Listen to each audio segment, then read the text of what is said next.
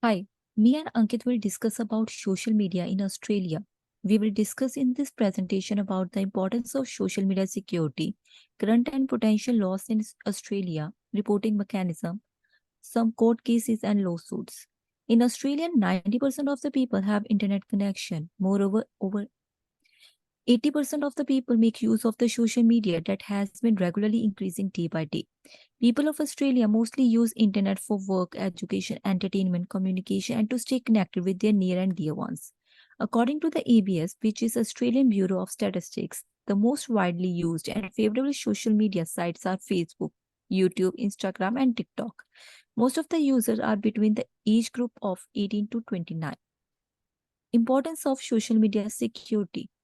Data privacy, misinformation, online harassment, and cyberbullying. These are the issues affecting many Australians. Moreover, social media security is crucial in Australia due to its direct impact on the mental health and potential threat to democracy through misinformation. The Australian government has taken a proactive approach to internet safety and acknowledging the importance of protecting its citizens in this digital era. There are different types of legislation act. The first one is the Privacy Act 1988. The Privacy Act 1988 is the principal piece of Australian legislation in which protecting the handling of personal information about individual is the main concern. The Privacy Act provides the 13 Australian privacy principles. The most important thing about the Privacy Privacy Act is that social media platforms are subject to follow the Privacy Act if they operate in Australia or handle the personal information of the Australian user. Second one is Enhancing Online Safety Act 2015. The Enhancing Online Safety Act 2015 established the world's first government authority commu- committed to online safety, the e-Safety Commissioner. This rule was created to address the issues of the online abuse, cyberbullying, and to enhance the online safety of Australians, especially the children. The third one is Criminal Code Act 1995. The main motive behind this law is to protect Australian privacy and the safety online. It focuses on cyberbullying and harassment. Moreover, the victims of cyberbullying or online harassment can report these incidents directly to the police. However, offender may face serious penalties. Next slides will be discussed by Ankit. Um, so there are various legislative efforts taken to tackle evolving online challenges, including privacy breach, misinformation, cyberbullying, and other forms of online harm. Here we are going to discuss such potential laws that are under consideration. Starting with the Online Privacy Bill, this bill proposes to enhance the Privacy Act of 1988, introducing more strict requirements for collecting, using, and disclosing personal information. Secondly, the Online Safety Act enhancement. Following the introduction of Online Safety Act in 2021, further amendments have been proposed to broaden the scope of e-safety commissioners' power to regulate online content.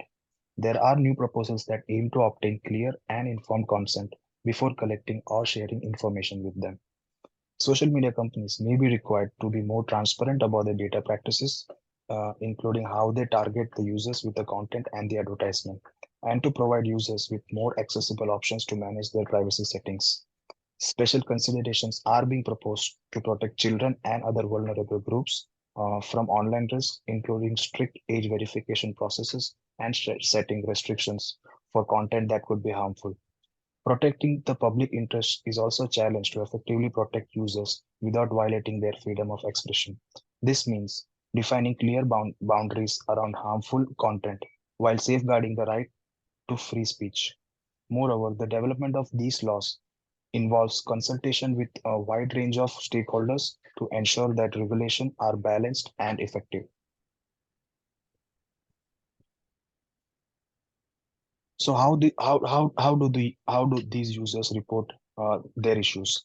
In Australia, there are various procedures and channels through which citizens can report if they feel their information has been used inappropriately on social media or anywhere else online.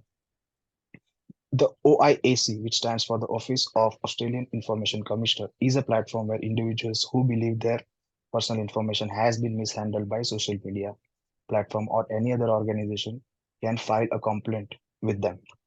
The OIC is responsible for enforcing privacy and information rights and can investigate these, and the OIC can investigate these privacy breaches. Secondly, the e-safety commissioner is focused on online safety and can assist with complaints about online abuse, cyberbullying, and other different online harms. Next is the Australian Competition and Consumer Commission, ACCC. Reports can be made through ACCC Scam Watch website for scams involving personal information misuse or through the main ACCC website for serious consumer issues. Apart from this, if the misuse of information involves criminal activity such as identity theft or fraud, individuals can report directly to police or law enforcement agencies. For cybersecurity issues, including significant data breaches affecting personal information, reports can be made to the ACSC, which stands for Australian Cybersecurity Centre. Lastly, most social media platforms have their own reporting mechanism for privacy breaches or misuse of personal information. Users can report concerns through through the platform's help or privacy center. Now let's hear some court cases and lawsuits filed based on the social media privacy in Australia. First is the Cambridge Analytica scandal. This is a very widely publicized case involved in the misuse of personal data belonging to millions of users used by Cambridge Analytica, which is basically a political consulting firm. So the data was allegedly used to influence voters' opinions in many elections. As a result, the outcome was that this scandal led to investigation by regulatory bodies around the world, and significant fines were charged on Facebook for foul data privacy breaches. Next case is the Duffy versus Google defamation case. In this case, Dr. Janice Duffy sued Google for defamation over search results that linked to defamatory content about her on the internet.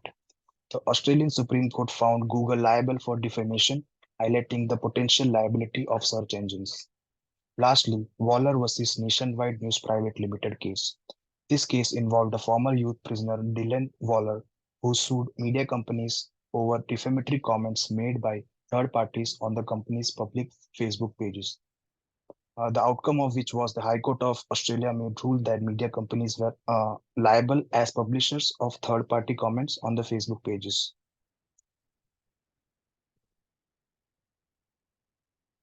Hence, to conclude this, after examining current laws, potential legislation, court cases, and reporting mechanisms, we realize the complexities of ensuring online safety is rapidly changing the digital landscape.